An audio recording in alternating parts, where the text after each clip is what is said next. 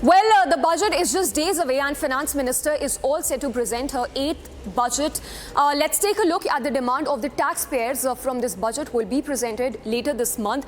The first that tops the first demand is income till 5 lakh rupees should be exempted. So note, currently income up till 3 lakh rupees is exempted from paying income tax. The demand here is that those earning up to 5 lakh rupees should be exempted from paying tax. Let's take a look at the other demand, which is those earning more than 20 lakh rupees should be taxed at 30%. So also to add here that those currently earning more than 15 lakh rupees are charged the highest, which is 30%. The demand is that rate should be, the category should be rather increased to 20 lakh rupees, and 30% tax should be increased, should be charged to those earning 20 lakh and above. The other is increased deduction limit under Section 80C of the IT Act.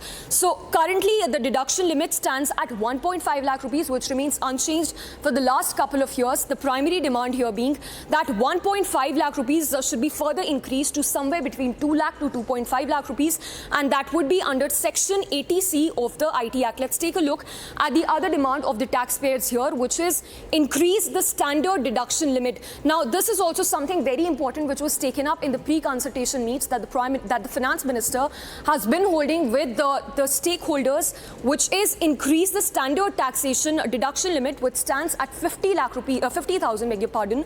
So the demand here is that 50,000 should be further increased to 1 lakh rupees. The other demand here is also simplifying of the capital gains tax structure, a very, very important point that was taken up in the pre-budget consultations that the Finance Minister has been holding, and that is simplifying the capital gains tax structure, rather rationalizing the capital gains tax structure, which currently is something which is a teething point between the stakeholders and the Finance Minister. The stakeholders say that there should be a surcharge of at least 10% on financial assets, so that's something that could be taken up in the budget when it is presented. The last being increase in housing loan deduction cap. This now stands at 2 lakh rupees. There is a demand that there should be an increase in the housing loan deduction cap so as to ensure that the taxpayers can avail to the tax benefits and get maximum benefits from the housing loan deduction cap, which is guaranteed to the taxpayers. Let's take a look at the last point here, which is reduction in excise duty on fuel. This was also taken up in the series of meetings that the Finance Minister has been holding.